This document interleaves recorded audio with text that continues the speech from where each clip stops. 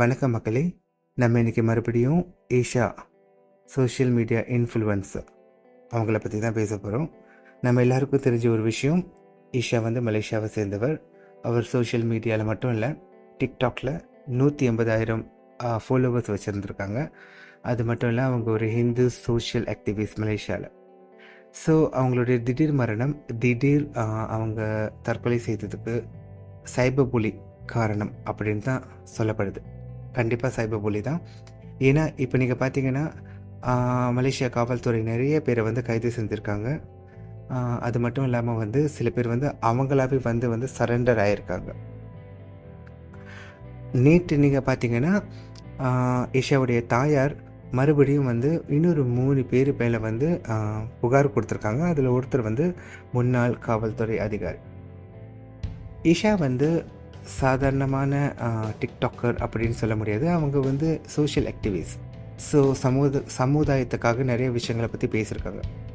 So இதில் வந்து அவங்க இன்னொரு டிக்டாக்கர் செய்த ஒரு காரியத்தை வந்து வெளிச்சம் போட்டு காட்டுனனால, அதாவது இந்து சமயத்தை பற்றி தப்பாக பேசியிருக்காங்க அப்படிங்கிற ஒரு விஷயத்தை வெளிச்சம் போட்டு காட்டுறதுனால இந்த பிரச்சனை வந்து ஆரம்பிச்சது அப்படின்னு சொல்லப்படுது. ஸோ அதுக்கப்புறம் வந்து நிறைய பேர் வந்து நேரடியாக அட்டாக் பண்ண ஆரம்பிச்சிருக்காங்க. கொமெண்ட்ஸ், அப்புறம் வந்து தப்பான வார்த்தைகள், கொலை மிரட்டல், அப்புறம் நிறைய த்ரெட்ஸ், அது மட்டும் இல்லாமல் நேரலைக்கு வர வச்சு அவங்கள வந்து அட்டாக் பண்ணியிருக்காங்க. ஸோ இது எல்லாமே சைபர் சோஷியல் மீடியா பிளாட்ஃபார்ம் மூலமாக நடந்திருக்கு அப்படின்னு சொல்லப்படுது. எல்லை மீறி போன பிறகு அவங்களால சமாளிக்க முடியாமல் காவல்துறைக்கு போய் காவல்துறையிலும் வந்து புகார் கொடுத்துருக்காங்க. இந்த மாதிரி வந்து என்னை வந்து போலீஸ் பண்ணிக்கிட்டு இருக்காங்க அப்படின்னு. ஆனால் அவங்களுடைய புகாரை சரியாக வந்து விசாரிக்காமல் அவங்க டிப்ரெஷனுக்குள்ளே போனது நம்ம எல்லாருக்கும் தெரியும். ஈஷா அவங்களுடைய உயிரை மாய்க்கிறதுக்கு முன்னுக்கு, அதாவது முதல் நாள் அவங்களுடைய சகோதரி கூட வந்து பேசியிருக்காங்க. ஸோ பேசிட்டு டிப்ரெஷனில் இருக்கேன் அப்படின்னு சொல்லியிருக்காங்க. ஸோ அவங்க சகோதரியும் சொல்லியிருக்காங்க தைரியமாக இருங்க அப்படின்னு.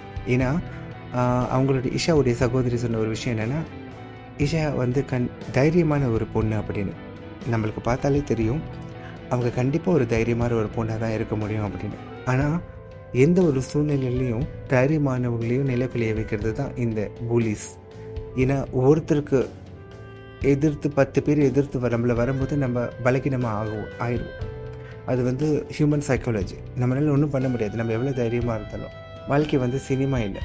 ஸோ நம்மளுக்கு அந்த பயம் வரும். எவ்வளோ தைரியமானவங்களாக இருந்தாலும் நம்மளுக்கு அந்த ஒரு பயம் வரும். நம்மளுக்கு நிம்மதி இருக்காது. ஸோ நிம்மதியாக வாழ விடுறதில்ல. நான் ஏற்கனவே என்னோடய வீடியோவில் நான் சொல்லியிருந்த மாதிரி, நிம்மதியாக வாழ விட்டால் தான் என்ன, பேச்சு சுதந்திரம் நம்ம எல்லாருக்குமே இருக்குது. சரியான விஷயங்களை வந்து நம்ம பகிர்வதில் எந்த விதமான தப்பும் இல்லை அப்படின்னு என்னுடைய கருத்தும் கூட.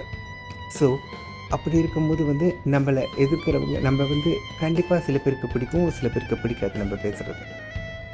ஸோ இதில் ஒரு பகுதி தான் வந்து நிறைய பேர் ஒன்று கூடி ஈஷாவை வந்து சைபர் புலி பண்ணியிருக்காங்க.